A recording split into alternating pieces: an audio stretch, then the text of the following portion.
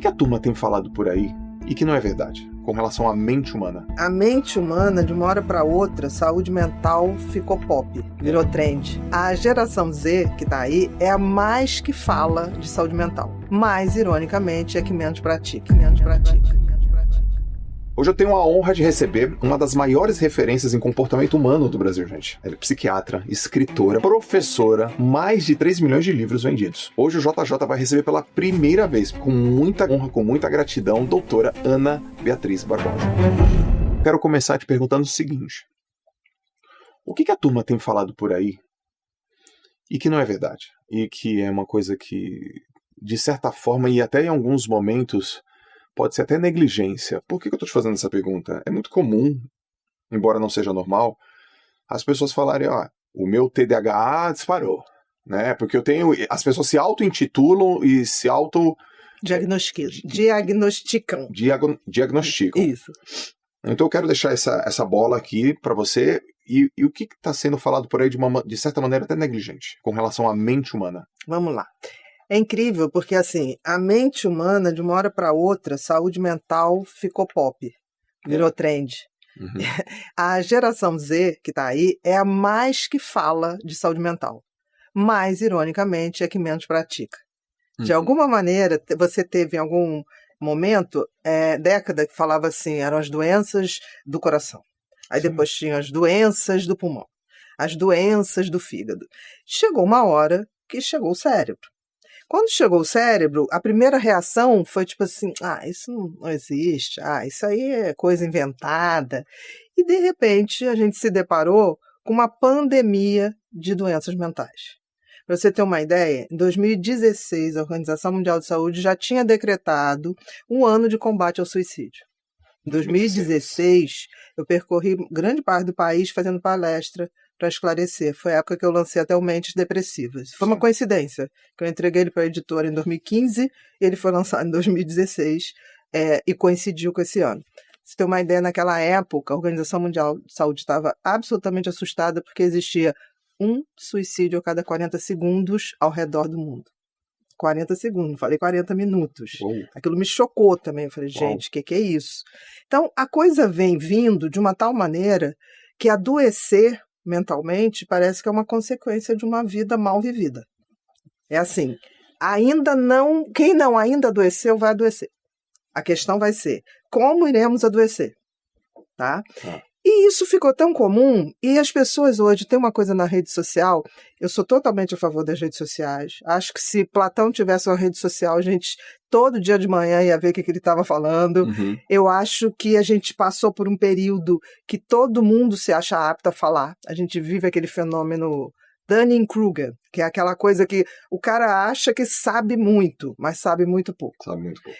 E tem uma diferença entre saber e saber na prática. Saber na teoria é fácil.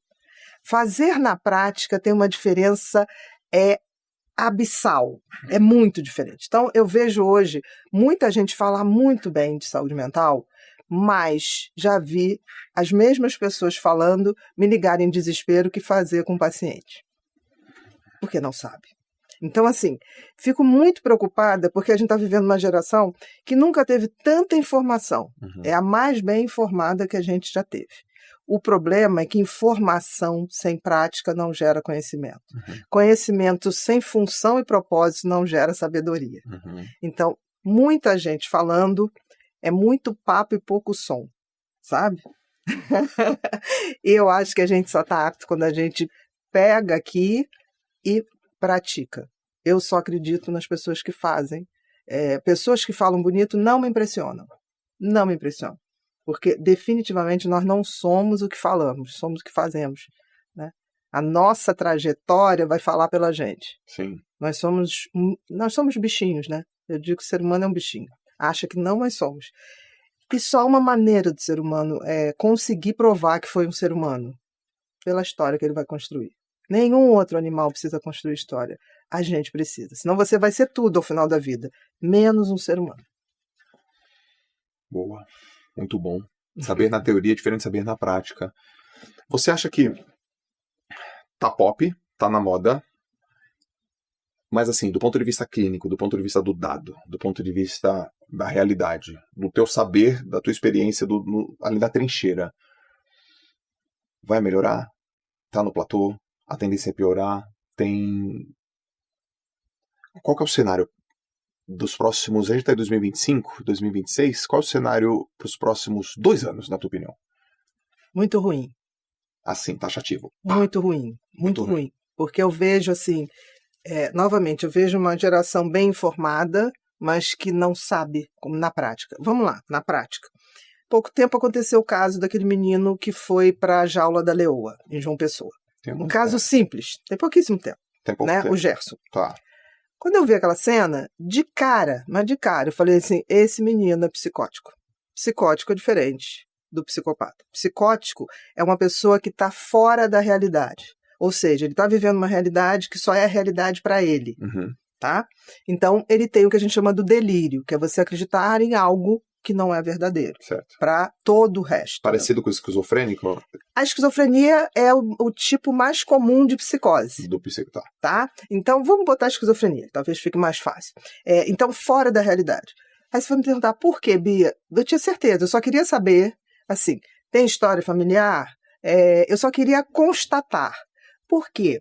Qualquer pessoa, se não estiver fora da realidade, ao chegar ali, na hora que a leoa fosse avançar, ativaria uma coisa que é o instinto de sobrevivência, que é instintivo. Por exemplo, quando eu fui saltar de asa delta, eu adoro, por mais que eu adorasse e quisesse, na hora que o cara fala, lá na Pedra da Gávea, vai, a perna trava.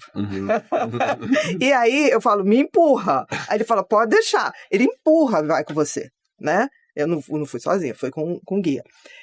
E depois é maravilhoso. Mas o meu cérebro, naquela hora que você vê aquela rampa acabando e você vê ali embaixo aquela floresta, você está no meio da floresta da Tijuca, ali, o mar ali, aquela pedra da Gávea imensa, o teu cérebro liga o alerta, perigo, perigo, perigo, perigo, e você trava. Como que aquele garoto vai descendo, a leoa vai vindo, ele vai em direção à leoa. Sim. Ele estava numa realidade paralela.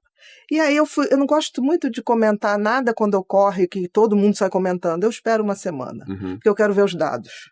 E aí eu fui vendo, né, a mãe esquizofrênica grave, que perdeu justamente a capacidade de cuidar dos filhos. 5. Os 5 filhos foram colocados no abrigo. Dos 5, 4 foram adotados. Ele não foi porque desde os 10 anos ele já tinha sinais claros de uma criança que tinha psicose. Então ele não foi adotado. Ele passa dos 10 aos 17 anos e completa 18 no abrigo, indo e vindo. Sai, imediatamente ele é posto para fora, porque faz 18 anos, tchau, tá? Nunca foi feito o diagnóstico dele. Nunca. Apesar de estar lá, falando coisas inadequadas, dizendo isso, dizendo aquilo.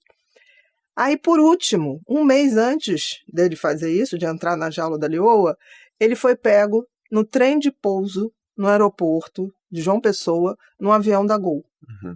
Foi tirado, perceberam, e ele disse para qualquer um ouvir, eu estava pegando avião para ir para a África domar leões. Aí você vai ver a história desse garoto, ele falava isso para assistente social o tempo inteiro. Ele ia domar leões. Então, como é que isso passa por um abrigo, passa pelo CAPS, passa por todo mundo e ninguém medica para esquizofrenia? Ninguém. Aí você vai ver, quando ele joga uma pedra no carro da polícia, o policial fala, você não vai fazer mais isso não, né, Gerson? Vou. Por quê? Porque o preso está melhor, tem onde dormir, tem alimentação. Porque ele foi jogado fora do sistema, né? Então eu fico olhando, por fim um juiz, ele ficou preso de janeiro desse ano, 2025, até julho.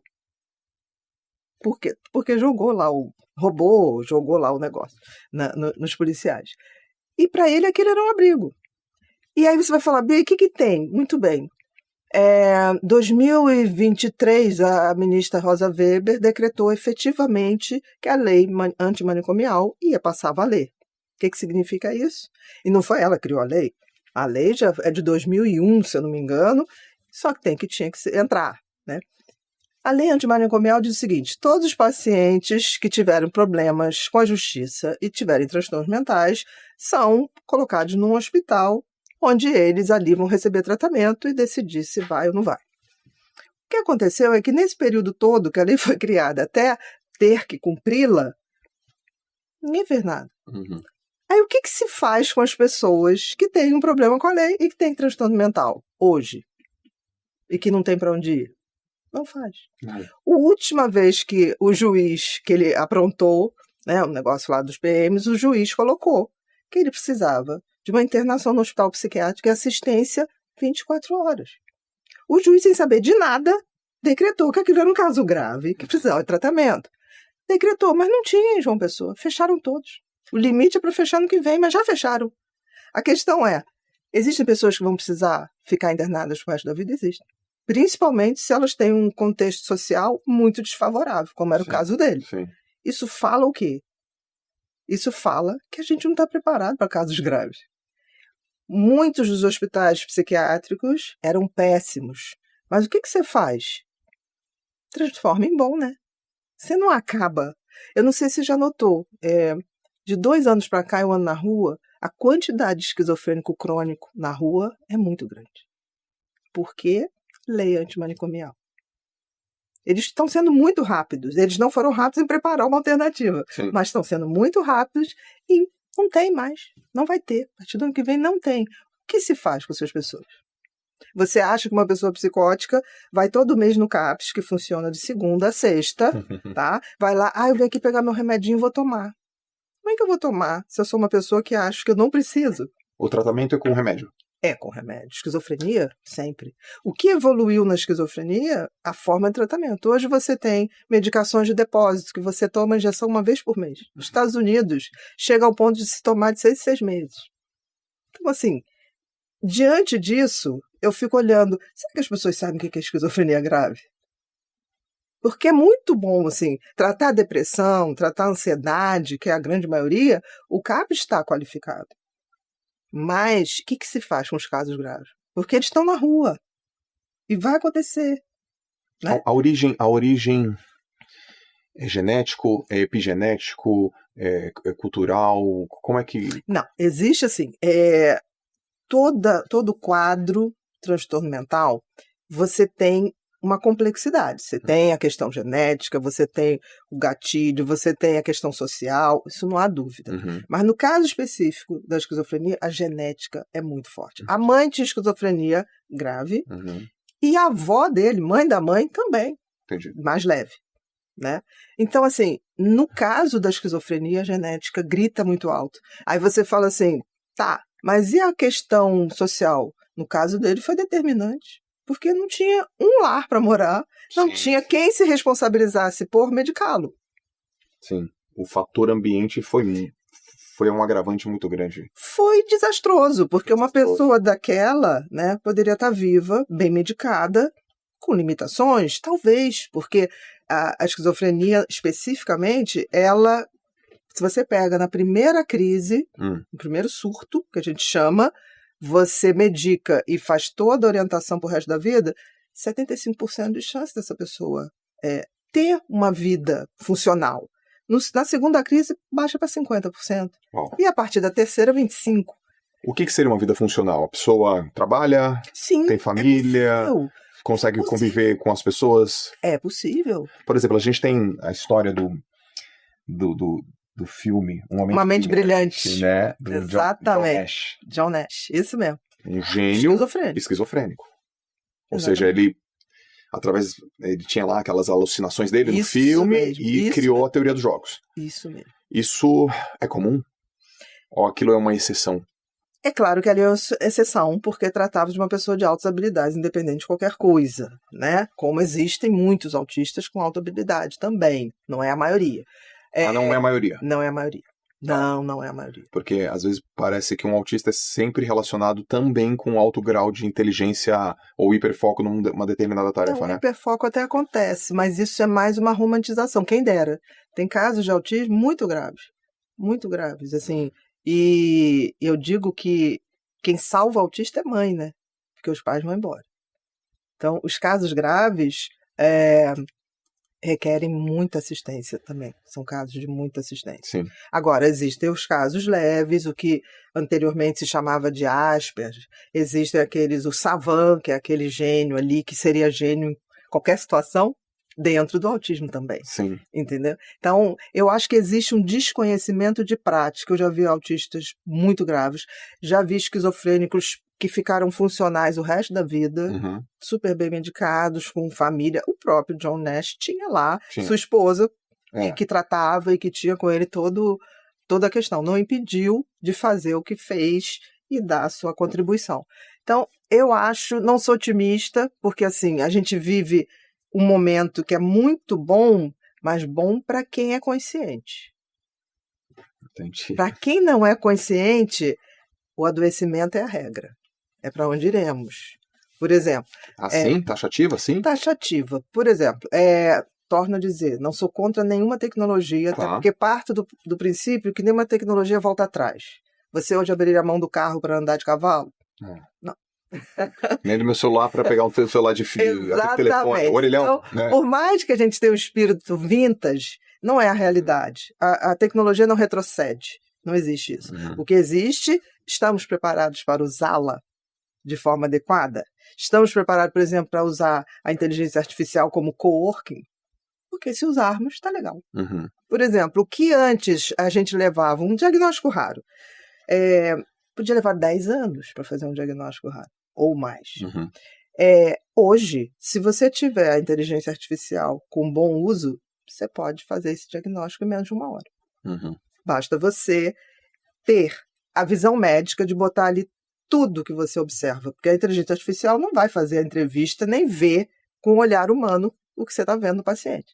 Agora, quando você bota lá tudo que ele está apresentando, toda a genética, a história da doença atual, a história patológica pregressa, o exame que a gente chama de exame psíquico, se está orientado, se não está orientado, se tem insight, se tem percepção que está doente ou não, se eu alimento a minha inteligência artificial com esses dados, automaticamente ela vai me dizer, temos 110 possibilidades. E aquilo que antes eu não pensaria, porque a gente é formado na medicina, para o que é mais comum, o que não está errado. Mas o que a gente faz com a exceção? Então, é difícil. E, ao mesmo tempo, a gente vive uma pandemia de transtornos ansiosos e a gente vive uma pandemia de depressão. Então, vamos dividir. Então, a gente tem as doenças, se é assim que eu posso chamar, são os transtornos, né? Os transtornos graves, esquizofrenia, e que você acabou de explicar, até... Dependência química, psicopatia... Dependência comportamental. Você hoje tem, por exemplo, jogos. Sim. Você tem um problemaço. E tem as outras que elas são do dia a dia, do cotidiano, que elas... Eu não sei se eu estou certo no jeito que eu estou falando, mas elas, por conta do comportamento, elas vão empilhando. Aí a ansiedade, depressão... dependência de tela, hiperatividade, Essas estão mais relacionadas ao nosso estilo de vida, e os outros estão mais relacionados a uma genética mais marcada, talvez. Tá. E aí, o quanto que... eu vou ter cuidado para fazer essa pergunta, né? É uma pergunta delicada. Mas o quanto que, por exemplo, uma rede social... uma rede social para uma pessoa com pouca consciência... O quanto que essa é a combinação que faz essa pá e piora o negócio? É isso que eu estou dizendo. Tecnologia não retrocede e ela, em princípio, é boa. Por exemplo, um carro é muito bom, desde que você seja um bom motorista. Concorda? Sim. A mesma coisa acontece com a tecnologia. Não foi à toa que o ano de 2024, a palavra-chave foi brain rot. O que é o brain rot? É o apodrecimento celular pelo uso excessivo de telas, principalmente redes sociais. Por quê? Hoje, quem mais saca de funcionamento cerebral é o pessoal de marketing. E não estou falando mal. Sim. Porque pode-se fazer um marketing muito bom ou pode-se fazer um marketing com pouco propósito. Tá? Agora, cabe a mim, sabendo disso, conhecer o funcionamento cerebral e tentar fazer com que as pessoas conheçam para poder, de fato, fazer escolhas melhores. Tá. Se eu sei que mais do que 2 horas de rede me enche de tanta superficialidade, eu estou perdendo tempo. Eu estou literalmente perdendo tempo. Agora, se eu nessas 2 horas seleciono os conteúdos que eu vou ver, eu posso estar abrindo possibilidades para me aprofundar em temas que me chamaram a atenção. Okay. A questão não é a tecnologia, é como é usada. A telinha que roda assim foi feito para viciar. Exato. É a coisa que libera mais dopamina. Certo. Depois de, sei lá, cigarro, cocaína, cigarro eletrônico, jogo, sim. Uhum. Agora, quando você pega a telinha que você já está acionando o sistema de recompensa com o jogo, aí é crueldade. Porque você já está viciando o cara aqui, aí você chega, olha, vamos deixar isso melhor, eu vou te dar isso aqui. Pornografia, quando você pega certas coisas, se a pessoa não estiver muito preparada, ela vai bailar. E vai bailar feio. E Bia, e para criança então, hein? Como é que tá essa relação de tempo de tela, criança, mente agitada? Você sabe qual é a média de tela hoje no Brasil? Para qual Geral. faixa etária? Geral? Dia? 5 horas? Meu amor, já foi. Used to be. Eu tinha lido até pouco, há 5 anos atrás era 8, que só perdia para a Índia. Hoje a gente está batendo 13 horas em alguma coisa. Média? Meu Deus, é muita coisa. O que significa? Que tem muita gente, tá? Que não está tendo tempo para dormir, meu amor. Concorda comigo? Não está tendo tempo para dormir, não pode estar trabalhando de forma eficiente, porque não sobra tempo. Se você botar que você tem que dormir 8 horas, e talvez a coisa mais importante para longevidade, para produtividade, é sono. Esquece o resto do negócio. Ah, vou tomar um suplemento. Pode tomar também. Vou fazer exercício também. Pô, eu quero ficar melhor a minha saúde. Primeira coisa, vai dormir. Primeira coisa. Por isso que tem muito diagnóstico de TDAH, que não é TDAH. É o quê? Abstinência de sono? Falta de sono. Excesso de tela, falta de sono, porque a pessoa chega assim, o meu TDAH. Quem deu o diagnóstico? Isso tem muito. Quem deu o diagnóstico? Não, mas eu li. Não, quem deu o diagnóstico? Outra coisa, desde quando você está assim, já tem uns 5 anos, meu amor, tinha que ter desde criança. Porque TDAH é desde sempre, é um funcionamento cerebral, você não vira TDAH, você vira exausto por excesso de informação. Boa. Então, assim, grande parte desse excesso diagnóstico não é diagnóstico, porque para ter TDAH você tem que ter história genética e você tem que ter desde sempre. O que é desde sempre? Aquela criança hiperativa, fisicamente, ou então aquela criança desatentiva, mas não surge. Não é assim, agora você é TDAH. Quem dera. Eu me lembro do sofrimento que eu tinha com o meu TDAH, eu ainda tinha dislexia. Então, quando tinha ditado, imagine uma pessoa era pânico, eu não sabia. Eu começava suando, porque quando a professora ia falando o ditado, qualquer palavra que ela falasse, por exemplo, então, o azul, aquele azul, para mim já falava assim, azul, céu, vou viajar nas férias. E no verão tem céu azul. Aquilo para mim ia levando uma coisa a outra. E quando eu vi, eu tinha perdido o resto que ela estava falando. Uhum. E o desespero. E aí, quando eu consegui escrever, ainda conseguia escrever trocando as sílabas, trocando as letras. Na escola. Era uma desgraça. Uma desgraça. Eu me lembro que eu chegava em casa chorando. Eu falava, mãe, zerei. Aí minha mãe ia lá ver a redação. Não, mas a ideia é boa. Tudo errado, mas a ideia é boa. Como eu tive o privilégio de ter pais, professores, eles começavam no final de semana, vamos fazer uma redação, vamos não sei o quê. Chegou uma hora que a minha defasagem foi corrigida por excesso de estímulo, né? Que legal. O que eu sempre digo, cérebro de TDAH, qualquer cérebro, né? É terra brasilis. E se plantando tudo dá. Uhum. Tudo dá. O problema é que não querem plantar, mas querem colher. Sim. Porque tem gente que fala assim, eu não tenho saco para ler. Falei, lê 10 livros, depois a gente conversa. Mas não quero. Começa por um mais simples. Pouquinho. Mas todo dia um pouquinho. Não quero. Não vai. Porque você tinha dificuldade para ler então também, né? Com dislexia, né? De escrever. Minha dislexia era muito de escrita. Na escrita. Eu conseguia entender tudo. Então, quando era prova oral, eu precisava escrever, adorava. Vai que vai. Eu ia que ia, entendeu? Eu ainda falava, professora, eu posso fazer oral? Não pode. Eu tentava dar uma solução, mas não conseguia. Você já leu um livro chamado Davi e Golias, do Malcolm Gladwell? Não li. Ele conta nesse livro que, basicamente, a ideia do livro é às vezes o que aparentemente é ruim, ou muitas vezes o que aparentemente é uma fraqueza tua, pode ser uma fortaleza. Com certeza. E ele contou a história de um advogado que tinha dislexia e era muito difícil para ele escrever. Só que ele era um excelente advogado, porque ele fala. Orador, exatamente. Pra caramba. Conta a história, como é que foi? Pra ler, ruim, pra escrever, ruim. Mas me conta a história. O que foi? Tá, entendi. E na hora a defesa dele era... A sustentação oral dele era maravilhosa.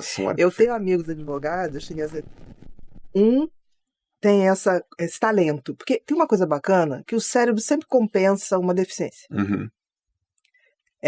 Além de que se a gente treinar muito, a gente também pode melhorar a deficiência. E esses dois, eles são imbatíveis, porque assim, um tem essa coisa do oral, vai lá pra frente, vai pra sustentação oral. O outro é aquele cara perfeccionista que prepara a melhor peça que existe. Então, quando o outro vai para oral, ele está munido de todas as possibilidades de jurisprudência, de tudo. E os dois juntos são imbatíveis. Sim. E isso também é muito legal, né? Quando você estuda o comportamento humano, você vê que as personalidades se completam, né? Por isso que parceria é fundamental. Eu digo que parceria é o casamento, né? A vida profissional você tem que ter bons parceiros. Porque você pode ser muito bom sozinho, mas você não vai ser excelente. É isso aí. Não vai ser. O que acontece é que a gente vai aprendendo isso, levando mais a sério, porque as pessoas, em geral, fazem sociedade por amizade, né? Você vai, porque ele é meu amigo. Não é esse critério. Até hoje eu nunca consegui parcerias de trabalho legal com amizade. Continuo tendo bons amigos. Mas nem sempre casa. Ô Bia, me diz uma coisa, o que é uma mente quieta? Aliás, o que é a mente? Uhum. Qual a diferença da mente para o cérebro e para a consciência? Uhum. E o que é uma mente inquieta? Então, o pessoal aqui do JJ Podcast está ouvindo e eles devem estar pensando assim, eu sou muito agitado. Uhum. Tem uma outra frase também, eu sou hiperativo. O que é esse hiperativo? O que é inquieto? O que é? Eu sou muito ansioso. Não sou ansioso. Sabe, essas terminologias... Vamos lá, por parte. Vamos lá, que eu sou TDAH. Então vamos fracionar, senão eu já vou derivando. Então, seu Primeira azul... coisa. Não, porque mente quieta, cara. Eu tô lembrando daquela música do Revelação. Nossa, que saudade daquele... Já foi pra mulher. Já foi. Já tô pensando na última saudade que eu senti, entendeu? Mais ou menos assim. Primeiro, o que é cérebro, o que é mente, o que é consciência? Vamos lá. O cérebro é o órgão. Perfeito. Como o pulmão, como o fígado, é um órgão. Que dentro dele, o cérebro é como se fosse um computador que já vem com alguns sistemas rodando, independente da nossa vontade. Sim. Então, os dois grandes sistemas que o cérebro roda já vem de fábrica, da sobrevivência e da recompensa. Aí você vai falar, por quê? Porque a gente tinha que sobreviver para estar aqui hoje contando essa história. Sim. Porque nós somos uma espécie muito frágil. Olha um tigre. A gente não tem musculatura, a gente não tem pele, a gente não se protege, a gente não tem garras, a gente não tem nada. O tigre aprende a andar muito rápido. A gente tem velocidade, imagina. Então, assim, diante dos outros animais, e nós somos animais, nós ganhamos uma estrutura cerebral um pouco mais sofisticada, mas que a gente tem muito mais responsabilidade, porque tem que saber usá-la. Então, nós precisávamos sobreviver. Então, nós temos um circuito cerebral que é o circuito do medo, que é o mesmo circuito da ansiedade. Ansiedade é medo. Nada além disso. Ansiedade é medo. É medo. A diferença é que medo é de uma coisa concreta. Eu tenho medo que aquela pessoa ali, na rua, me agrida. Ansiedade é quando o medo é subjetivo. Por exemplo, eu tô com uma sensação de que eu não tô legal no meu trabalho. Não é um medo. Tem gente que fala assim, de altura. Não é isso. Uma sensação é que, de alguma maneira, você não está indo bem no trabalho, ou aquele não é o seu lugar. Sim. Ou você tem uma chefia que não te tira o melhor. Seja como for, mas não é algo palpável. Então, a ansiedade é isso. Tá. Não é à toa que o maior nível de adoecimento é a ansiedade, porque é um circuito que já roda sozinho, Sim. Independente. Tá? O da recompensa, acredite se quiser, se a gente for lembrar do nosso início, né, da espécie humana, a gente tinha que sobreviver e tinha que se reproduzir. Então, houve uma época que o único prazer que a gente tinha na vida era fazer sexo. Né? Hoje, diminuiu muito e vai diminuir cada vez mais, porque existe um excesso de possibilidades. De recompensa, sim. Então existe, e nós não fomos esculpidos para excessos. Toda vez que o ser humano se depara com excesso, ele vai adoecer. Ou ele vai ter que se preparar. Como assim? Como assim? Por exemplo, ninguém capota quando está começando, né? Como capota? Por exemplo, se você não, dentro da educação, você não prepara uma pessoa para tempos de abundância, a abundância vai vir com preço de adoecimento. Caramba! Não tem como. Isso é uma pesquisa inglesa sobre consumo. Quando eu escrevi Mentes Consumistas, eu fiz questão de ver todo o sistema de marketing e de consumo. E essa pesquisa dizia, muito bem feita essa pesquisa, dizia o seguinte, que dinheiro é bom, muito bom, mas que ele tem um teto. Tá? E esse teto não é que você não possa passar, você pode, mas você tem que ter conhecimento e sabedoria. Senão o mesmo dinheiro que veio vai te adoecer.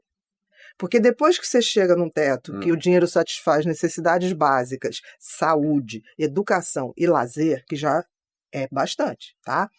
Se você começa a ter muito, sem sentido e sem propósito, assim, no sentido de onde eu vou aplicar aquilo, o que esse dinheiro traz de repercussão, de dar emprego, gerar movimento, se ele não tiver essa função, meu querido, você vai adoecer, porque você vai começar a ser aquele cara que vai começar a abrir book para querer comer uma mulher por dia ou por tarde.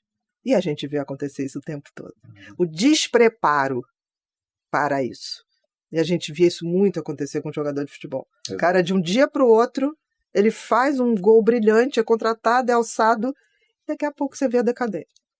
Por isso que eu sou admiradora ferrenha de Ronaldo Fenômeno. Que trajetória. Aquele cara, quando percebeu que o joelho não lhe daria mais possibilidades, ele deu a Copa pra gente, que eu adorei. Foi a maior reviravolta.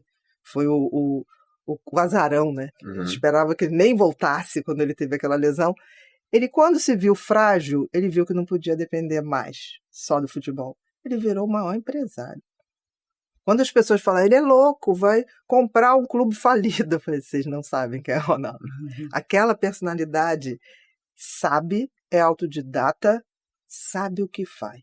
Quando todo mundo olha, se os jogadores tivessem juízos, eles chamavam Ronaldo para orientar a carreira dele, pro resto da vida. É verdade, né?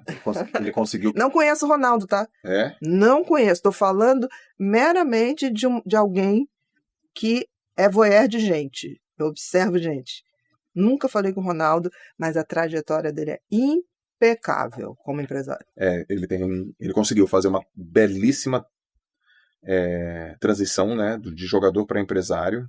Isso foi muito, muito poderoso. Não, ele conseguiu, além disso, ele vira empresário e ele cria uma rede de marketing para os produtos que ele iria fazer. É genial. Tá, peguei. Muito bem.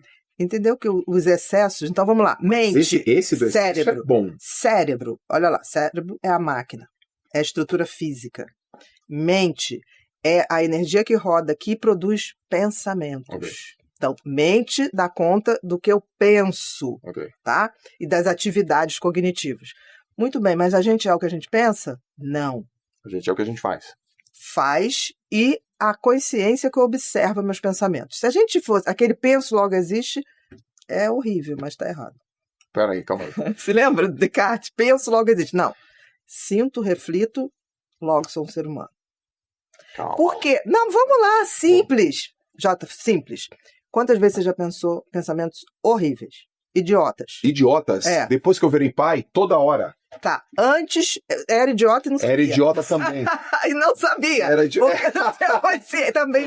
Eu também já tive lá. Porque assim, sabe aquilo que você vai ao supermercado, aí alguém passa com o carrinho no teu dedão. O que você pensa? Matar essa pessoa, não é? Sim. Isso é um pensamento. Quando você tem um pensamento que você critica esse pensamento, que você fala assim, que é isso, Jota? Tá pensando ele. Sim. A mente gera pensamento. A consciência é aquela que vê e fala, cara, eu não sou isso. Eu posso pensar, porque o cérebro funciona para sobreviver e para ter prazer. Certo. Ele é burrinho. Certo. A mente vai gerar pensamentos em função disso. Certo. Agora, a minha consciência vai falar, tô indo pro lugar errado. E como é que a gente educa a consciência? Quando a gente tem Expandir. o básico do funcionamento cerebral e a gente descobre ao que a gente se destina. E isso não precisa ser para o resto da vida. Eu posso me reinventar várias vezes. Ótimo. Mas eu não posso... É aquilo que eu te falei. O que faz o ser humano ser um ser humano? A trajetória que ele vai ter. Certo. É como se fosse assim, um dia alguém vai chegar, você já não vai estar aqui e vai falar, nossa, o JJ fez isso, a Bia fez isso. Cara, eles foram ser humano. O topo do sucesso é você ser um ser humano. E um ser humano deixa legado. Porque se a gente não serve para deixar legado, a natureza elimina a gente muito fácil. É verdade. Tudo na natureza tem 8 bilhões de seres humanos hoje, tá? Ninguém é igual a ninguém. Todo mundo traz a sua responsabilidade. Se vai exercer ou não, Sim. é outra história. Tem uma passagem no livro do Osho chamado Confiança. Não, confiança não. Coragem. Ele tem um livro, Coragem. E aí me marcou que ele falou assim, tudo na natureza está em abundância, exceto a consciência. Exatamente. Porque a consciência, eu tenho que ter o conhecimento do básico, do tipo, quem somos nós? Que espécie é essa? Por que somos diferentes das outras? Porque essa coisa, porque a gente tem inteligência. Mentira! Qualquer animal tem inteligência, a bactéria tem inteligência. Porque olha como ela ataca a gente, bonitinho, que ela ocupa lá a nossa célula. O vírus tem inteligência. A questão não é essa. A questão é, um ser humano sabe o que os outros animais não sabem. Nós somos os únicos animais que temos consciência de que iremos embora. E por isso temos obrigação de construir um legado. Boa. Nenhum outro animal tem. Os outros animais, eles têm que se reproduzir. E eles fazem isso ferrenhamente. Eu acho bonito isso. Os animais fazem ferrenhamente. A gente nos foi dado muito mais, mas a cobrança também é muito mais. Eu sempre digo que a natureza é sábia. O que não funciona, elimina. Por exemplo, eu chamo Deus do designer do universo. Que eu sou apaixonada, assim, por olhar as coisas e falar, cara, uma inteligência maior pensou nisso. Qualquer pessoa, assim, sem perguntar, tem religião? Não. Mas tem espiritualidade. Não é possível. Vem do nada. Uma célulazinha, um óvulo encontra um espermatozoide, se junta, faz um amontoado de células e do nada um GPS é ligado, um grupo de células vai para formar o cérebro, o outro o coração, o outro tubo digestivo. Do nada. É acaso isso? Isso é programação. Eu concordo. Eu também acredito nisso. Agora, como é o design, não sei, entendeu? Só não brigo com ele. Porque eu acho que, no mínimo, ele merece respeito. Ele, eu chamo de fonte suprema. Né? Então, assim, quando você olha isso tudo e tem um conhecimento mínimo, você não tem o direito de ter uma vida medíocre. Nesse do conhecimento mínimo, consciência, vida medíocre, a turma que está assistindo, eu também que estou te assistindo aqui, estou te ouvindo, estou aprendendo. Eu vim, conquistei uma coisa, recompensa. Aquele negócio me dá um índice dopaminérgico alto, passa, quero uma outra coisa. E aí esse negócio é infinito. E aí você falou uma palavra, capota. Como é que você usou? O excesso? Excesso de possibilidades. Capota. De opções. De opções. Isso na vida de uma pessoa famosa, na vida de uma pessoa que conquistou alguma coisa, na vida da pessoa que tem estímulos e dependências, por exemplo, por pornografia, e assim. Ela percebe na tua trajetória, na tua experiência, ela percebe só depois que ela capota? Ou, se sim, ela poderia perceber antes? Ela poderia ter assim, cara, eu tô consumindo demais. Se a gente tivesse um sistema de educação que ensinasse isso, porque não é difícil. Difícil é você ser o cara que entende super disso para tratar os outros. Tá. Mas dar esse conhecimento é muito fácil. E a criança, ela é ávida por conhecimento. Uma vez me chamaram para falar sobre drogas numa escola. Quando eu cheguei lá, era a turma de jardim de infância. Tomei um susto. Falei, caramba, como é que eu vou fazer? E aí? Aí eu olhei aquelas crianças, umas fofinhas. Eu falei, vocês têm certeza que eu estou na sala certa? Eu achei que ia falar para adolescente, né? Que já é um desafio, que você tem que falar na linguagem deles, né? Sim. Olhei aquela criançada toda com a carinha fofa, todas sentadinhas, assim, tinha umas 20 criancinhas. E aí eu falei assim, imagina um lago. Aí as crianças, como é que é a água, tia? Limpa, linda, maravilhosa, quentinha. Então eu vou, eu quero. Tá bom. Então vocês vão atravessar esse lago, tá? Agora, dentro desse lago tem um jacaré.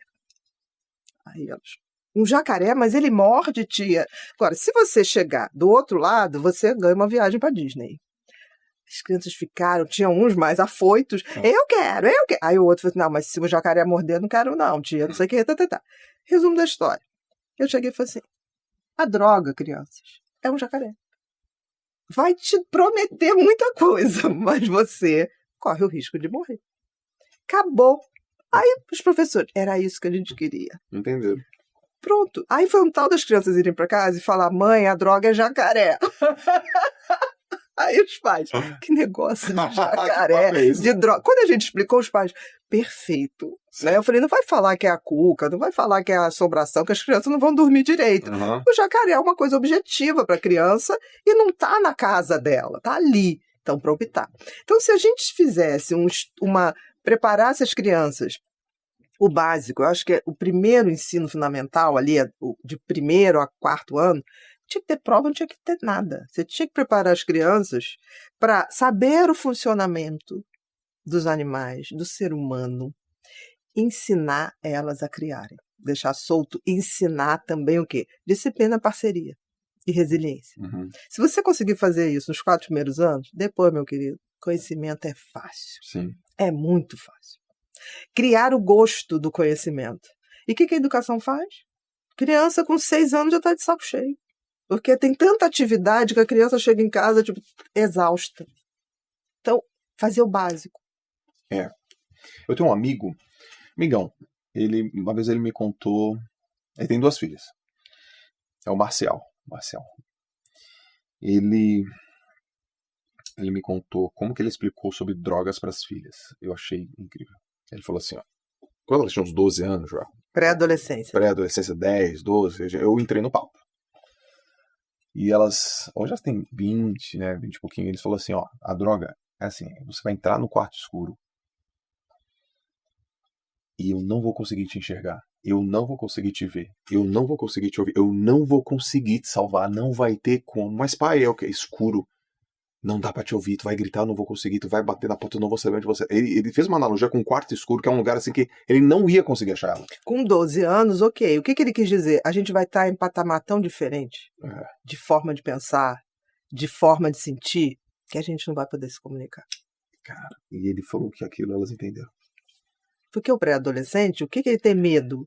O pré-adolescente tem medo da vida adulta. Uhum. Então ele olha e fala assim, não, mas eu tenho meus pais, né, para me salvar. Quando o pai diz, se você for por essa estrada, eu vou te perder de vista. Eu não vou poder te salvar. Nossa, eu acho que é muito forte. É forte e para a idade certa. É muito poderoso. É para a idade certa.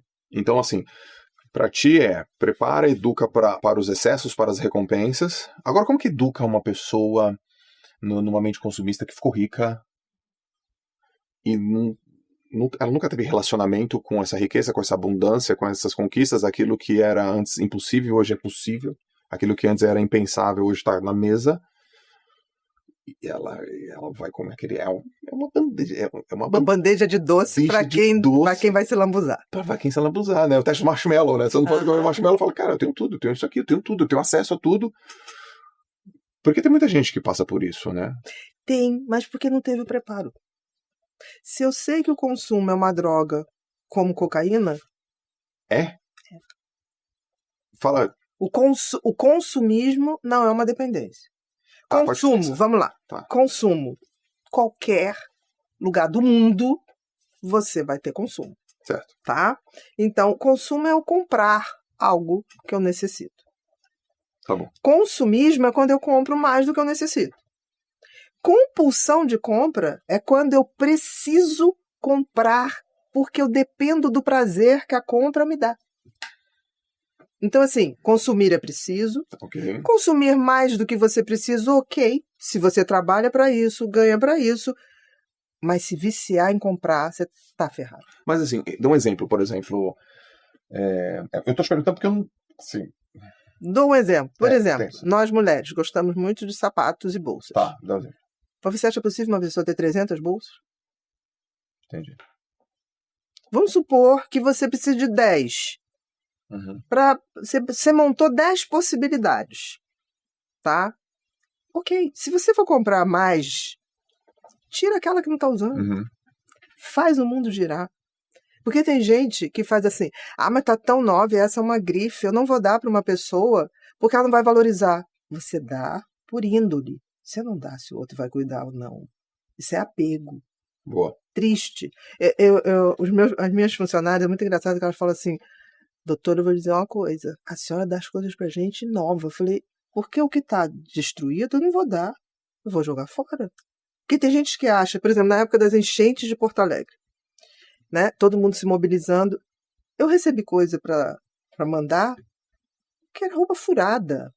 Era coisa, eu falei, essas pessoas não têm o mínimo respeito pelas pessoas. Eu comprei coisas novas, lençol, cobertor.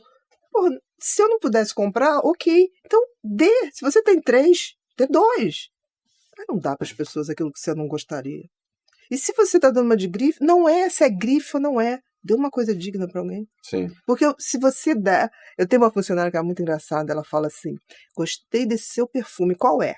Acho ela muito interessante, a Betinha.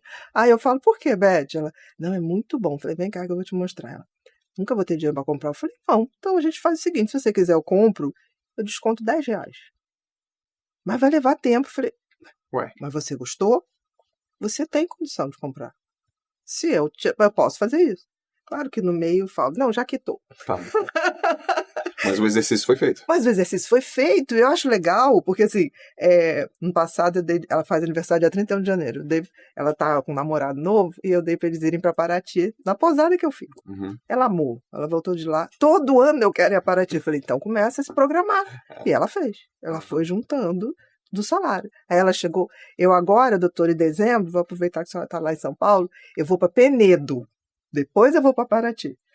Eu acho isso lindo, uma pessoa que passou a sonhar, passou a se programar, porque a gente pôde falar, isso aqui é bom, vale a pena você batalhar por isso. Uhum. Isso é respeito, não é menosprezar que o outro, ele não vai entender que é bom. Entende. Uhum.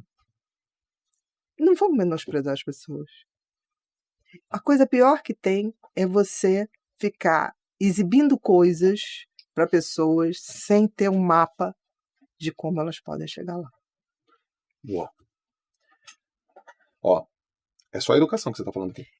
Porque aí é ostentação, não é inspiração. Uhum. Quando você faz uma pessoa sonhar para ela ter algo que é possível, se você ajudar, você está inspirando aquela pessoa. Tá?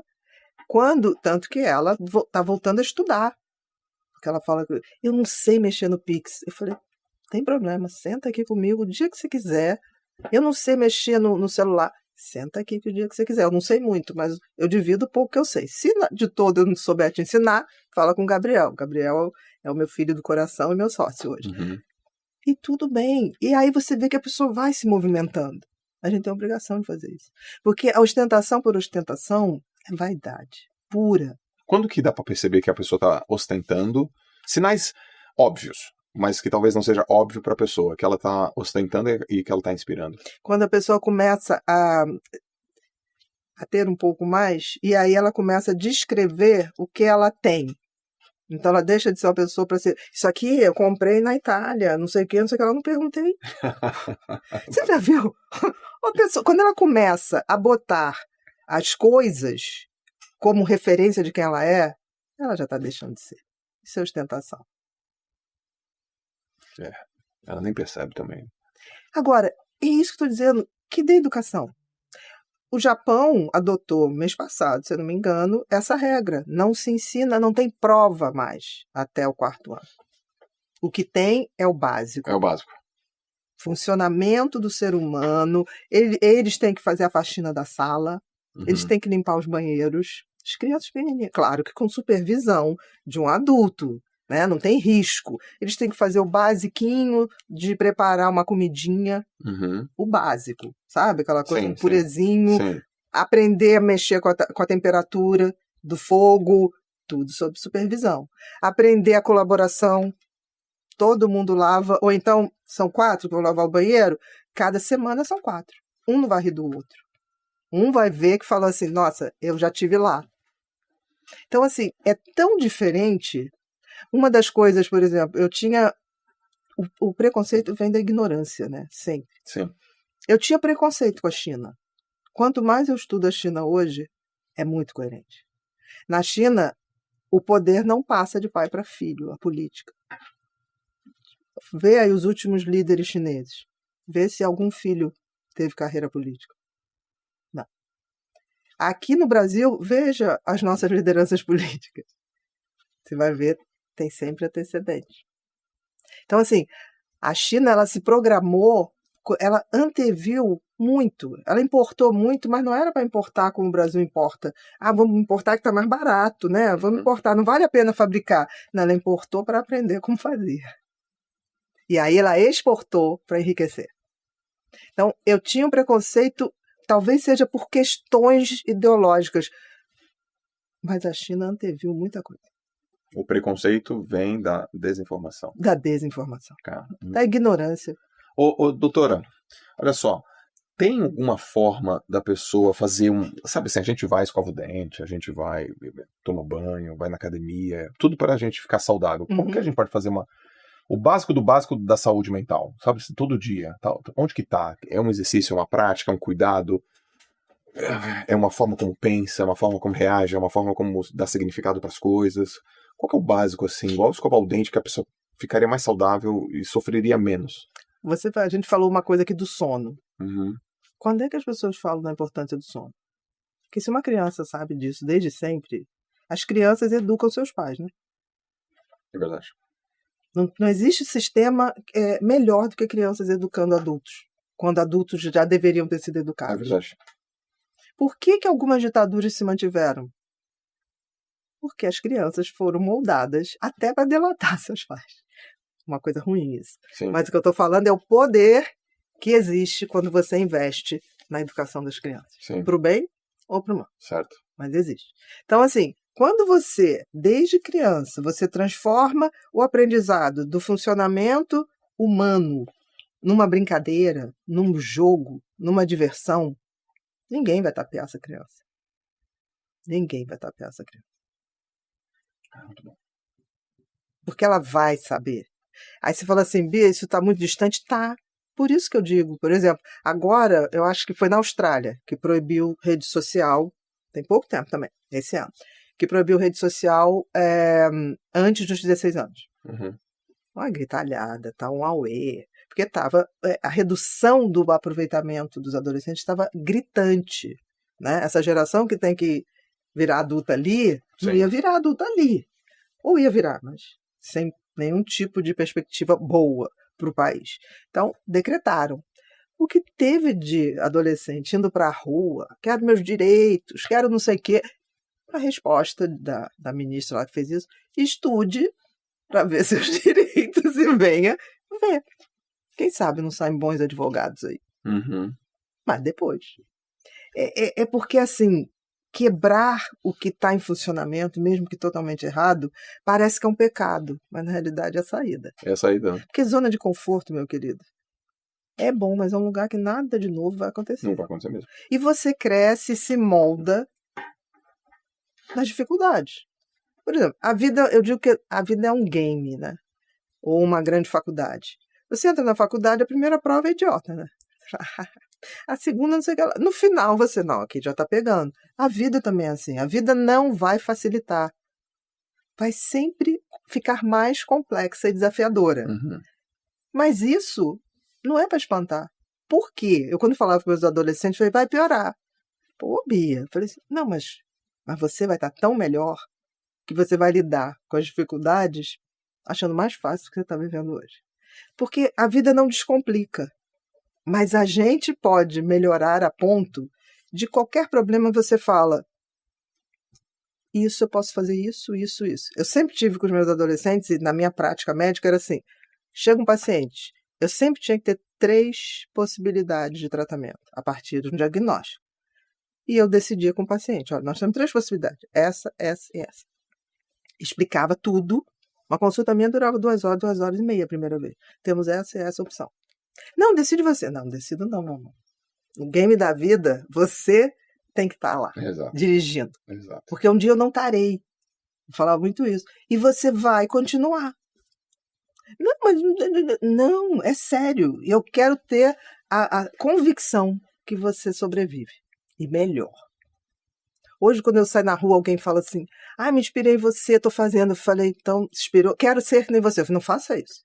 Seja melhor, porque eu quero aprender com as gerações que vieram, né, que estão vindo agora. Seja melhor, você tem muito mais tecnologia. Se souber usar, você vai ficar muito melhor que eu. E essa é a regra.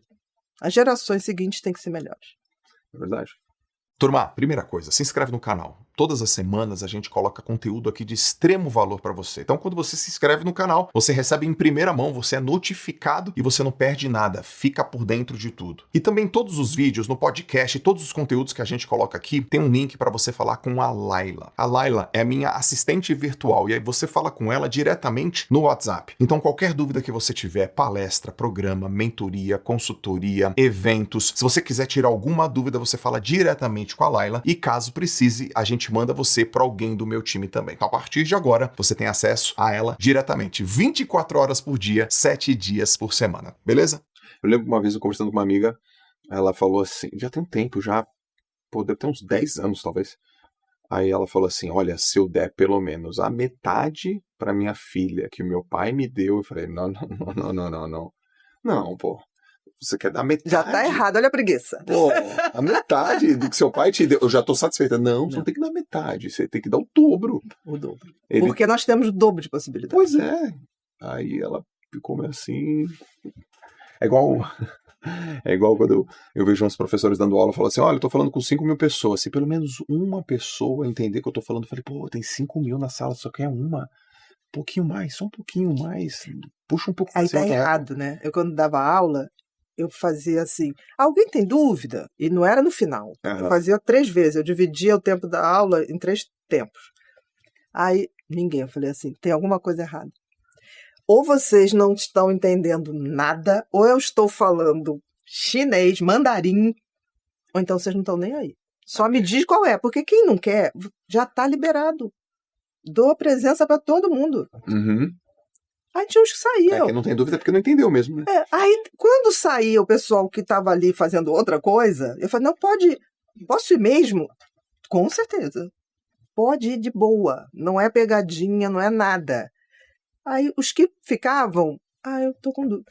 Porque a gente tem que sempre perguntar. Eu tenho uma mania, quando eu mando recado para a equipe, eu sempre boto assim, deu para entender? Porque às vezes eu tô falando e a pessoa tá entendendo outra. Parece uma coisa óbvia, né? Mas eu já vi gente... Não, entendi. Aí eu falo assim, quando alguém fala, entendi, então me diz o que você entendeu. Isso aí. Porque a comunicação tem que ser clara. E eu não falo isso para ofender ninguém. Porque pode ser que eu tenha me comunicado mal. Então, é uma via. Então, tem gente que fala assim, tá bom, Bia, foi isso. Eu falei, nossa, entendeu melhor até do que eu esperava.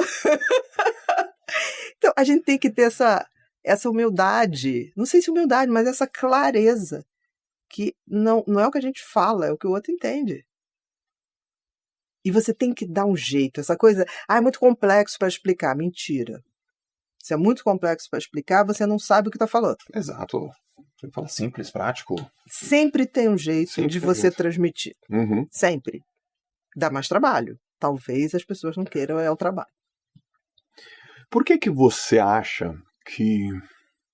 Não, antes. O que mais você escuta na rua das pessoas?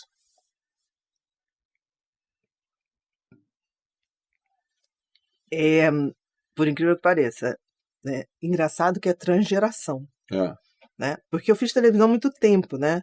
Eu tive o privilégio de fazer várias vezes Jô Soares, tive o privilégio de fazer algumas vezes Marília Gabriela, tive o privilégio de ser consultora do Mais Você durante muitos anos, e 16 anos de Sem Censura como consultora.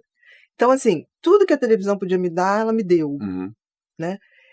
E eu digo que é um privilégio porque é um privilégio mesmo. Por exemplo, sentar naquela cadeira do Jô, um cara inteligentíssimo, mas assim, não conheci um cara mais inteligente até hoje, e mais cheiroso.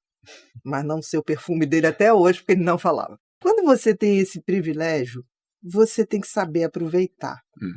E eu acho que as pessoas não valorizam as coisas. É tudo muito... eu fui dar uma palestra uns 4 anos atrás, e eu falei assim, falei de Jô, numa faculdade. As pessoas não sabiam que era Jô Soares. E ele morreu 15 dias depois. Foi tão engraçado. Eu falei, eu não acredito que vocês não saibam que é o Jô Soares. Então, vocês vão no YouTube fazer isso, isso. Como eu gosto de fazer isso, assim, você não conhece Xadê? Xadê Adu? Não conheço. Falei, então você não entendeu que existem músicas que vêm de outra dimensão.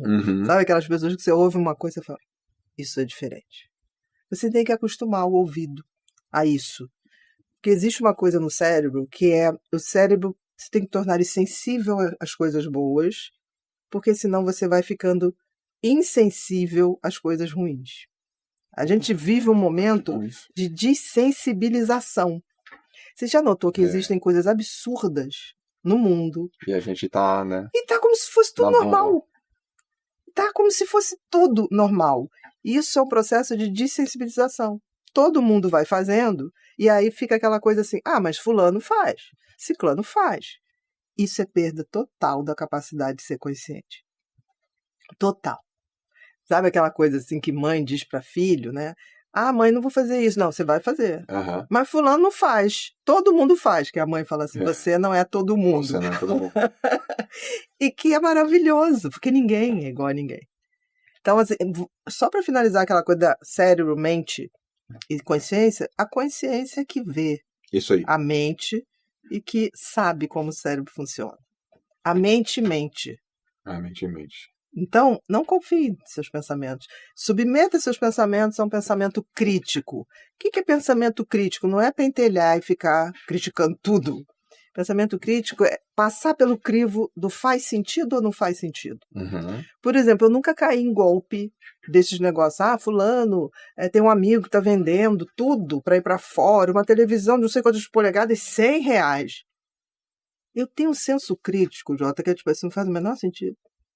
Porque, primeiro, se eu fosse mudar de país, eu doava para as pessoas que me são legais. Se eu for para um lugar que é muito barato comprar essas coisas, para que eu vou levar? E por que eu não dou? Então, eu já ia achar que esse cara é um muquirana. Por que não deu para quem lhe serviu bem? Tá bom, mas vamos supor que ele tem todo direito de ser miserável. Ok, vai ser miserável. Mas depois, não faz sentido, porque se ele está com tempo para vender, por que ele não vende por um preço razoável? Tira 30%. Né? Saiu da loja. Sim. Por que está vendendo tão barato? Não existe golpe que floresça em cima de uma cabeça pensante. É verdade. Então você hoje nunca teve tanto golpe porque as pessoas perderam o senso crítico. As pessoas não questionam as coisas, mas não é questionar para ser rebelde. É questionar, tipo assim, isso faz sentido ou não? Porque o nosso cérebro, por mais que seja uma máquina, a consciência tem pensamentos, mas a minha consciência, ela vem com esse sensor. Por exemplo, o mesmo sensor que faz com que a gente saiba o que é certo e errado, independente de lei. A questão da psicopatia, que eu brinco. A gente vem de fábrica, tirando os psicopatas, com o juízo moral, que é a nossa consciência. Isso fica tão claro porque um bebê de 8 meses ou 9 meses já tem isso. Você pega um bebê, vai para uma pracinha. Se uma criança cai, você já viu a reação do bebê? Ele fala assim, ele tem noção que ali está acontecendo alguma coisa que não é legal. Ela faz a carinha quase tipo assim, tem alguma coisa errada ali. Né? Isso é o senso de que aquilo não é legal. Se você você tem filho? 3. Contar a historinha para filho, né? Que eu acho maravilhoso, que nunca se perca essa tradição, porque o contar de história molda o caráter. É a primeira coisa da fala, né? E eu não tenho filhos, mas eu tenho sobrinhos netos pequenos, não pude ter filhos. E aí, é muito interessante, porque quando eu vou contar uma história, eu vou falar assim, e aí a princesa foi presa numa torre, e aí o príncipe resolveu libertá-la.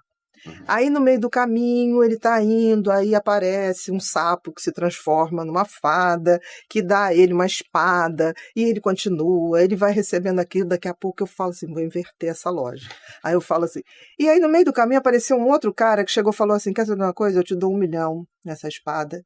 E ele fala assim, tá bom, não queria tanto essa princesa também, vou embora. A minha sobrinha neta, quando tinha 4 anos, falou, que isso, tititi? Tá errado. Eu falei, mas ele não pode fazer. Não, Ele não pode fazer.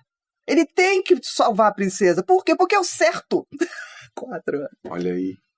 E de vez em quando eu falo umas barbaridades assim para as crianças. Pra dar uma testada. Para dar uma testada. Porque assim, vem instalado. Só não vem nos psicopatas. Que aí O psicopata não tem esse senso moral. O psicopata não. Ele não. Ele, psicopata. Quanto mais grave, né? Por Ele exemplo. sofre. Não, 0. Ele tem pena, dó. Não. Meu Pelo Deus. contrário, excita a pena. Excita. Por exemplo, o serial killer. Ele não basta matar. Ele tem que fazer um requinte de crueldade de subjugar. Ted Bundy, o maior psicopata, até pouco tempo, já foi ultrapassado, americano, né? Ele dizia uma coisa no julgamento dele, ele falava assim, eu sou Deus. Aí as pessoas, você é Deus? Sou. Porque eu determino a hora que uma pessoa vai deixar de viver. Quem determina a hora de alguém morrer é Deus. Eu sou Deus. E ele falava, me excita profundamente quando eu vou matar uma mulher, torturo, e ela começa a me tratar bem achando que isso vai me impedir de matá-la. E o prazer está na subjugação, e não no ato de estuprar ou no ato de matar. Uhum. E se você for ver os nossos psicopatas, maníaco do parque, falava a mesma coisa. Falava a mesma coisa. É um bichinho diferente. O psicopata é uma coisa literalmente não humana. Teve um psicopata nos Estados Unidos, rapaz, que eu acho que foi com a pena de morte, e tinha uma tatuagem assim, não sei se você viu, ele tinha uma tatuagem na boca assim, e ele matou algumas mulheres, e aí na sentença, cara, não sentiu nada. Não sente. Se você for definir o que é psicopatia, psicopatia é um tipo de funcionamento cerebral em que a pessoa não tem empatia e não tem culpa, não tem remorso. Se ele não tem esse funcionamento, usar uma pessoa para ele é como beber água. Uhum. Então, o outro para o psicopata é um objeto de uso para obter prazer, poder ou status. E se puder ser esses 3, melhor. Então, não sente mesmo. E isso eu falo desde que eu lancei o Mentes Perigosas. Como se trata na lei, a lei é igual para todo mundo. Eles não são iguais a todo mundo. Não existe justiça. Justiça é quando você trata igual, e diferentes, com as devidas diferenças. Se for pessoa que não é psicopata, você com as diferenças você tem que ajudar. Mas se as diferenças são para destruição do resto, eu questiono muito esse senso de justiça do sistema judiciário. Igualdade é quando você trata as diferenças e dá a possibilidade para todo mundo estar na mesma. Sim. Né? Agora, o outro não é humano. É outra coisa. E as pessoas ficam, mas o meio social. Gente, se o meio social fosse produzir sociopatas, o Brasil era líder de serial killer. Não é só isso. Essa questão, tipo assim, mas é a sociedade que produz. Não, eu adoraria. Mas, assim, a grande maioria do Brasil, com todas as desigualdades, são pessoas do bem. Sim, é verdade. Boas. A maioria. É verdade. Você vai... Eu mando muito para o Nordeste, dou palestra muito interior mesmo, assim. A alegria daquelas pessoas é diferente. Toda vez que vou para o Nordeste, eu falo, o Nordeste é diferente. Não, o Nordeste é maravilhoso. É diferente. O Nordeste é incrível. Bia, você toma café? Tomo. Vamos tomar um cafezinho? Sem nada. Eu também, mas eu vou... Então, tem um quadro aqui, que é de café, e é muito legal. Enquanto elas preparam um café para você, o quadro é Café com Conselho. Café com Conselho. Parece um livro que era Café para Sócrates. Maravilhoso, é antigo esse livro de um cara filósofo que duríssimo, né, como professor de filosofia. Isso foi início da década de 90. E aí ele começou, para ganhar um dinheirinho mais, os cafés não abriam domingo em Paris. Bom. Aí ele tinha um amigo que tinha um café. Querida, obrigada. Tinha um amigo que tinha um café e ele falou, você deixa eu abrir? Tá aqui a chave. Aí ele começou a botar anúncios em postos, que não tinha rede social, se quiser bater um papo sobre filosofia, E esse café começou a encher os domingos, e ele botou Café para Sócrates. E foi um grande sucesso. Esse cara depois virou terapeuta de filosofia. E uma das coisas que eu acho que a rede social trouxe de maravilhoso, quanta gente de filosofia que ninguém falava de filosofia. Agora a turma fala, né? A turma fala, tá aí a professora Lucelena, tá aí a Miriam Garcia, claro, Cortella, claro, Karnal, mas tem uma geração nova, Tem, né? Eu acho isso muito A internet deu voz, né? Deu voz. Isso foi muito bacana. Muito bacana. Bom, Café Conselho é um quadro que a gente tem aqui, oferecimento cheirinho bom. Cheirinho. É mineiro. Cheirinho bom. Isso. Cheirinho bom é patrocinador do JJ. Melhor café que tem, mineiro. Né? E a Cheirinho Bom, ela é uma franquia, né? É uma rede de cafeterias, a maior rede de cafeterias do Brasil. Então, se você quiser conhecer mais Cheirinho Bom, você é um franqueado. Por favor, veja na descrição aqui como que você faz para participar. Além de ter produtos deliciosos, está 3 anos com a gente. É mesmo? 3 anos. 3 anos, a turma gosta. E manda café pra caramba. Se você quiser café agora, nunca mais você paga café, tá? Acho bom. Né, galera? Cheirinho Bom. Eduardo e o Milton. Café pra Bia. E tem, lá no Rio, está se espalhando rapidinho. Essa é a franquia, né? Cheirinho Bom. Olha aí, viu? Uhum. Aliás, Cheirinho Bom no Rio de Janeiro, a Praça Rio de Janeiro é que mais tem Cheirinho Bom no Brasil. Então não foi uma impressão errada. É que mais tem. Eu observo tudo. Tem até no Shopping da Gávea também. É isso aí. Cheirinho Bom no Rio de Janeiro. Isso mesmo. Bia, é o seguinte, você tem a oportunidade de tomar um cafezinho para pedir um conselho. Aí eu quero saber. Com quem que você vai sentar para pedir um conselho?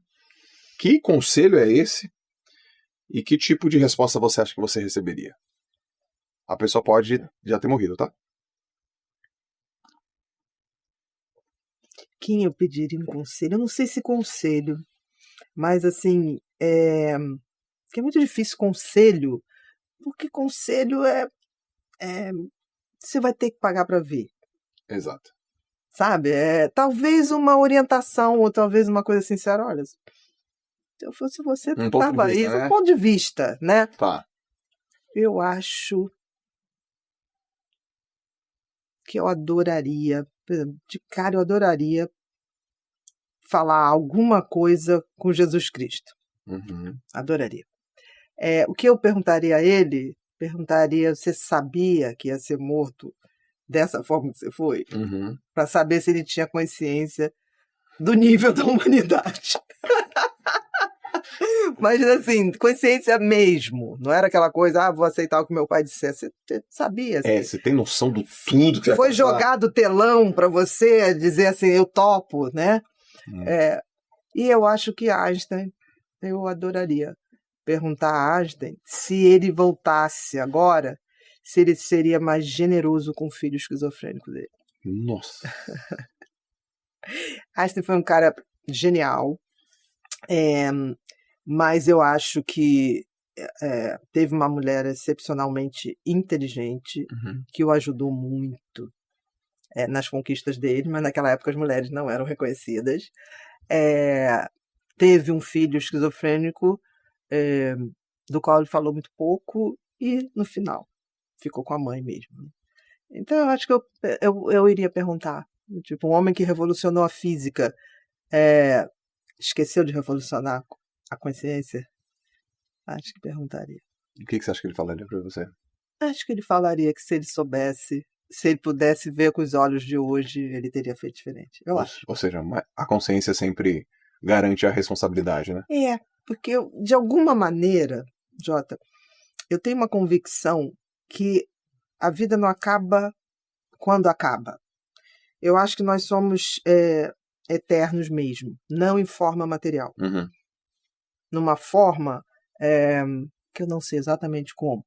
Mas desde os meus 12 anos, eu sempre achava, quando as pessoas falavam, vou estudar para quê? Eu falava assim, gente, a gente estuda, a gente aprende, e de alguma maneira esse conhecimento vai para algum canto. E um dia eu resgato.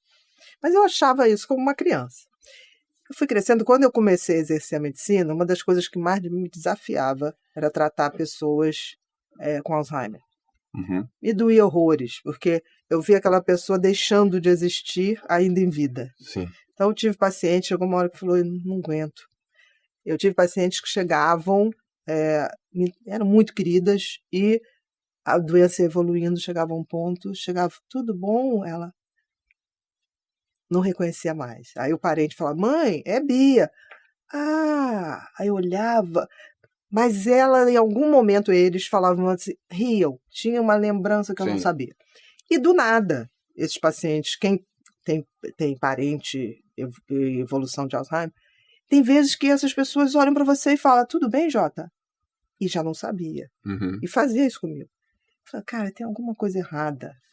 De alguma maneira, o que essa pessoa é, na minha cabeça, está armazenado. Uhum.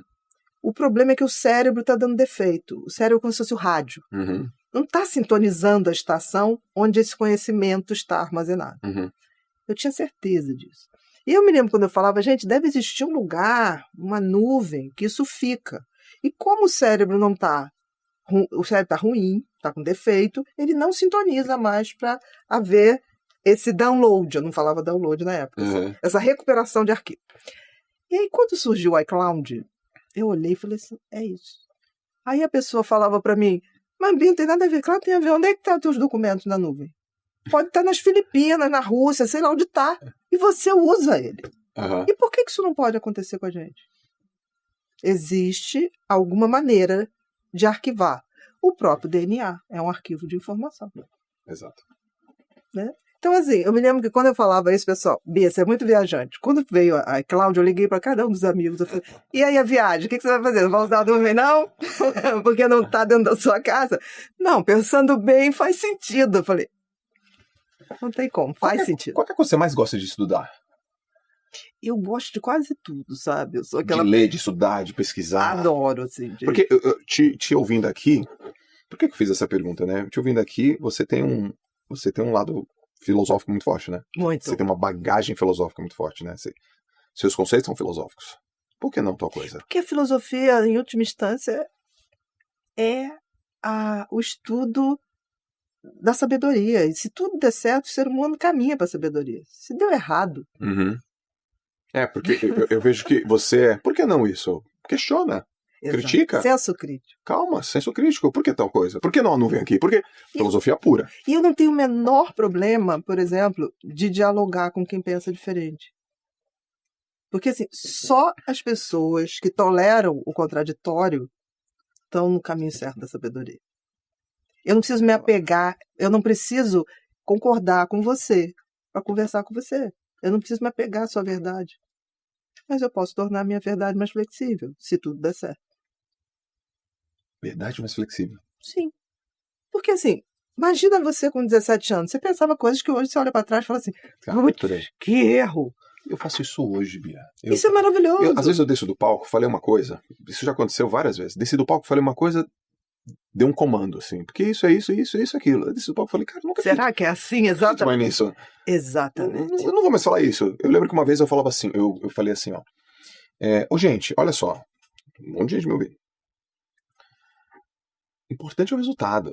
Como é que foi? O empenho é importante. O desempenho que é importante. Desci do palco e falei, não, tô errado. O empenho também é importante. O empenho certo leva ao desempenho certo. Eu falei, não, peraí, pô, não é assim, não é que não me importo com o esforço. Não, eu me importo com o resultado. Eu falei, não. Eu me importo com o esforço também. As pessoas esforçadas me chamam a atenção. As pessoas esforçadas, elas brilham na minha frente. Então, peraí, ajusta, arruma. Isso é comum eu falar. E é comum também falar. E falar no palco eu mudei de opinião. Gente, até ano passado eu pensava assim, hoje eu penso diferente. Deixa eu elaborar mais. Eu enxergo isso como como uma oportunidade de crescimento gigantesca. Isso é o pleno exercício da tal consciência. A sua consciência reflete sobre a sua mente. A sua mente produz os pensamentos, a cognição, e a sua consciência... Eu brinco que a consciência é um drone. É o nosso drone. Ele está acima. Sabe quando você está fazendo uma coisa, ela está aqui. Aí você fala, tá errado isso que eu estou fazendo. Essa consciência não é você, não é sua mente, né? Você está falando do não ego, é minha mente. Você está falando do ego? Não, é mais que isso. A minha consciência é quase uma forma de divina, né? Tudo vê. Se você desenvolver toda a consciência, isso acontece muito comigo também. Eu estou no meio da palestra e falo, faz sentido isso que eu acabei de falar? E se a minha consciência fala assim, Não, Bia não faz. Falei, gente, volta. Volta. Espera um minuto. Volta que os universitários aqui estão falando comigo que eu falei uma besteira. Sem o menor Que problema. maravilha. É muito bom, né? Não, é muito bom você não ter o compromisso com a verdade e ter o compromisso com o erro. O Abu Janra que falava isso, né? Idolatre a dúvida. Naquele Provocações, né? O Antônio Abu Janra falava. Idolatre a dúvida. Jota, se tudo der certo, a gente vai continuar estudando, não é para saber tudo, para ter novas dúvidas. E isso é legal. É porque o homem é medido não pelo que ele fala, né? Mas pelas perguntas e as dúvidas que ele tem, né? Exatamente. Ele é medido por aí. Você tá escrevendo alguma coisa nova? Tô. Não sei se vou dar conta de entregar, não, porque o prazo... E é muito interessante, o meu editor é o Mauro Palermo, da Globo Livre. Ele é maravilhoso, porque assim, nunca me cobrou nada. E toda vez que eu vou assinar um contrato, eu falo, bota prazo. Mas Bia, não precisa, entre a gente. Falei, você não tá entendendo. Bote prazo. Sim. Isso é fundamental para eu me organizar, para eu saber o número de horas que eu vou ter que... o quanto eu tenho que dormir, o quantas horas eu tenho que fazer, o quanto eu tenho que parar de outras atividades, porque dá trabalho, são muitas horas. Sim. Que você tem que se dedicar ali. E ele fala isso, eu falei, bote, porque eu sou TDAH, meu amor, se eu não tiver prazo, não funciona. Vai embora. Eu tenho que fazer o ritual de produtividade todo dia. Sim. Eu começo o meu dia na véspera, listando tudo que eu tenho que fazer no dia seguinte, escrevo tudo e durmo linda, que nem a Cinderela. Porque quando você materializa o teu pensamento, teu cérebro não precisa ficar, não vai esquecer disso, não vai esquecer daquilo. Tenho sempre um caderninho do lado. E se eu acordar de noite lembrando de alguma coisa, tenho o caderninho, eu anoto, vamos dormir, meu lindo. Vamos dormir que você não vai resolver nada agora. Amanhã de manhã... E várias vezes eu acordei, anotei. No dia seguinte falei, gente, eu anotei isso? Então, assim, a gente tem que saber conduzir nosso cérebro e nossa mente. Exato. Eu gosto também de escrever. Aliás, é mais do que gostar. Eu preciso. Te organiza? A mim também. Então, eu estou com um livro que vai ser um grande desafio, não posso falar, mas é um grande desafio porque sai da minha zona de conforto. O tema? O tema, porque mexe com a mente, é como se você... É algo que as pessoas acham que não tem nada a ver com a mente, mas nasce na mente e quebra um paradigma grande. Se tudo der certo, ele vem. Se tudo der certo, eu já adorei. E se eu conseguir ter a disciplina para organizar esse tempo, olha, ele terá 11 capítulos. Eu entreguei 6. Tá bem. Bom. O negócio é como é que eu vou fazer os outros 5? Você escreve todo dia? Quando eu estou produzindo, por exemplo, aí eu tiro 15 dias. Aí só faço aquilo. Legal. Funciona bem, né? Só faço aquilo. 15 dias escrevendo. Aí daqui a pouco, produzir 3. Aí daqui a pouco eu tiro mais 15 dias. É hiperfoco mesmo, assim. E não consigo fazer diferente. Eu adoraria ser aquela pessoa que escreve 2 horas por dia. Adoraria. Eu não consigo. Porque quando eu começo... Aí vai ficando bom. Porque eu falei, não, eu quero ficar mais tempo. E como é que é teu dia a dia? Como é que são teus negócios? O que você faz hoje? Como é que você produz conteúdo? Você palestra, né? Você tem negócio, aí você escreve livro? Olha, tem uma coisa muito bacana que eu tenho hoje sócios de confiança absoluta, assim, na capacidade, na honestidade e como é que eu vou dizer? Eu costumo dizer assim, a gente pode fazer qualquer coisa, desde que esse qualquer coisa seja algo que vá somar na vida dos outros. Se não for, não me chame. Eu já recebi propostas obscenas, né? Para estimular vício nos outros. Estimular vício? Poderia garantir a minha sobrevivência, aposentadoria para o resto da vida, não precisava mais trabalhar. Mas eu não conseguiria. Não critico quem faça. Muita gente faz. Mas não me é possível. Por causa da consciência. E eu estou mais preocupada em ser fiel à minha consciência. E ser de verdade. Então, eu deixo claro para o meu time. Se for para servir as pessoas, conta comigo, né? Se isso vai somar na vida das pessoas, conta comigo. Se isso não vai somar... E engraçado que é uma garotada muito jovem, mas eles já sacaram exatamente isso. Legal. Tanto tem vezes que ele fala, olha, não vou nem te passar uma proposta que fizeram porque é obsceno. Eu falei, então não precisa. Aqui Vocês, tem um pouco disso também. vocês já sabem, a gente tem que somar na vida das pessoas, porque senão, meu querido, não vale. Não vale. Até porque as propostas foram tão obscenas que eu não precisaria trabalhar. E você imagina eu ficar demente, né? Não Desuso! Desuso! Não é o meu.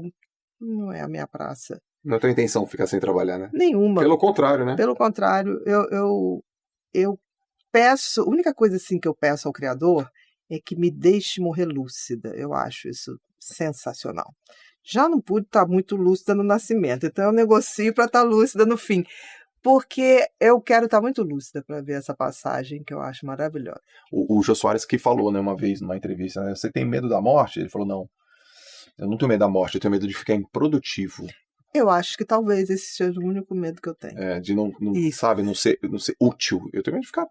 E ele foi útil até o fim, né? Até o fim. E belíssimo, né? Ele deixou muito patrimônio para os empregados fiéis, né? Assim, um cara totalmente coerente. Como é que ele era? Porque, putz, eu tinha um sonho de ser entrevistado por Olha, ele, não deu tempo, cara. Eu vou te dizer, é uma cheguei experiência. Cara generoso com conhecimento, um cara que você falava, o olhinho brilhava, e as perguntas que ele faziam você repensar o que você tinha dito ao mesmo tempo. Então, era um motor de fazer a gente... Ele tirava o melhor que a gente tinha. Pessoas que tiram da gente um lado tão bacana que a gente não sabia que existe, essas pessoas são bacanas.